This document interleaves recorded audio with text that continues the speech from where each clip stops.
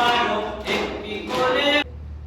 পাঁচটি ফুলের নাম ফলের নাম এগুলো বলবো, ঠিক আছে? তাহলে এই বলার নিয়মটা কি আমরা সবাই জানি? তাহলে কি আমরা শুরু করতে পারি? তাহলে শুরু করি।